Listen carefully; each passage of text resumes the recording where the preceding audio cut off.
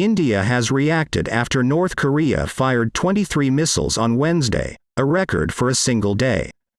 These launches constitute a violation of resolutions of Security Council relating to the DPRK.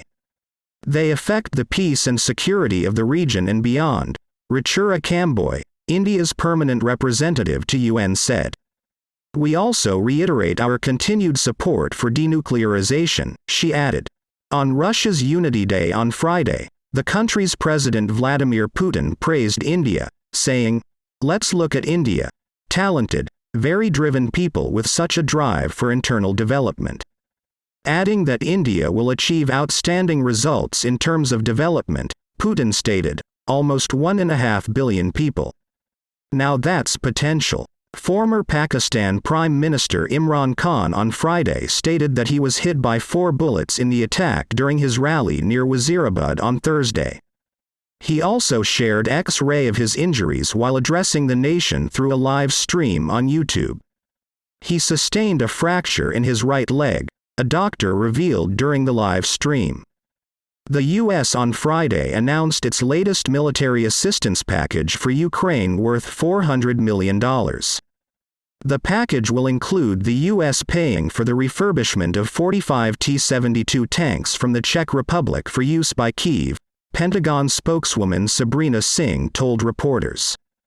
Pentagon said the U.S. would also fund the refurbishment of some Hawk air defense missiles. The UK's Defence Ministry said that Russian forces have probably started deploying barrier troops, or blocking units, that threaten to shoot their own retreating soldiers fighting in Ukraine. These units have been used in previous conflicts by Russian forces, it added. The tactic of shooting deserters likely attests to the low morale and indiscipline of Russian forces, it further said. Russian President Vladimir Putin on Friday said that Russia had mobilized 318,000 military reservists, news agency Interfax reported. Kremlin had earlier said the partial mobilization, ordered by Putin, would see 300,000 reservists being called up to serve in Ukraine. Russia's defense minister Sergei Shoigu announced last Friday that the goal to mobilize the reservists had been achieved.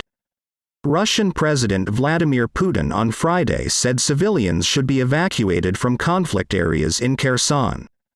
On the occasion of Russia's Day of National Unity, Putin said the civilian population should not suffer. Kherson is one of the 4 Ukrainian provinces that Russia annexed in September. Putin added 318,000 people were drafted into the army after the mobilization exercise began. Chinese President Xi Jinping on Friday called for peace negotiations between Russia and Ukraine, as he warned of the possibility of a nuclear conflict. Xi made the comments as he interacted with German Chancellor Olaf Scholz, who is on a one-day state visit to Beijing. As influential powers, China and Germany should work together in times of change, Xi said. Iran on Friday commemorated the 1979 takeover of the American embassy in Tehran. State-run television showed people in the capital waving placards with anti-American slogans and some waving triangle-shaped miniature drone replicas, which suggested the use of Iranian drones by Russia in the Ukraine war. The commemorations were held as anti-government protests continued in parts of the country.